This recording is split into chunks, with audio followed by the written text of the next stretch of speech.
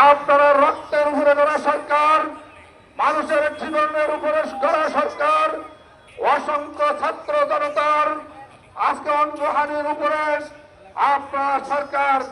অতএব আপনাদেরকে এখনো সময় আছে, আপনাদেরকে সমস্ত জনগণের সমস্ত দাবি মেনে নিয়ে আগামী ফেব্রুয়ারিতে নির্বাচন করবেন এই আশাবাদ ব্যক্ত করে চরপেশনের সকল ভাই, আপনারা যারা সেখানে রয়েছেন সমস্ত ভাইদেরকে, যারা দূরে আছেন তাদের সকলকে, বাংলার ভাইদেরকে আমি আজকে ধন্যবাদ জানিয়ে আপনাদের দীর্ঘায়ু কামনা করে, সুস্থতা কামনা করে আমার বক্তব্য এখানে শেষ করছি। আল্লাহ হাফেজ।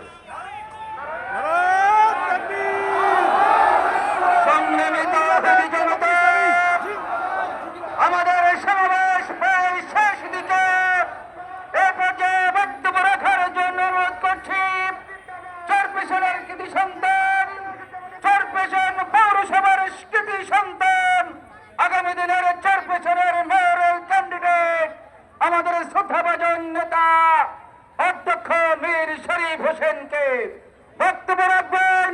অধ্যক্ষ মীর শরীফ হোসেন।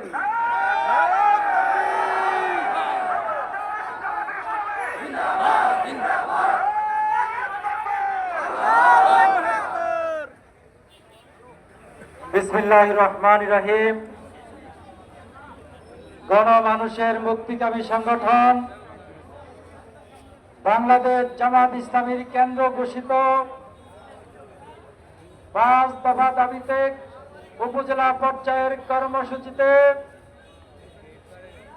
আজকের এই বিশাল গণসমাবেশে উপস্থিত আছেন বাংলাদেশ জামাত ইসলামী বরিশাল অঞ্চল টিমের অন্যতম সদস্য, সাবেক জেলা আমির,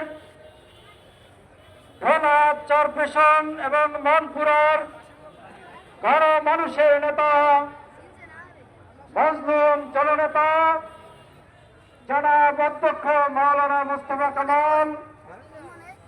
বিশেষ অতিথি হিসেবে উপস্থিত আছেন বাংলাদেশ সুপ্রিম কোর্টের বিজ্ঞ আইনজীবী, চরপেশনের কৃতি সন্তান জনাব অ্যাডভোকেট মোহাম্মদ পারভেজ হোসেন।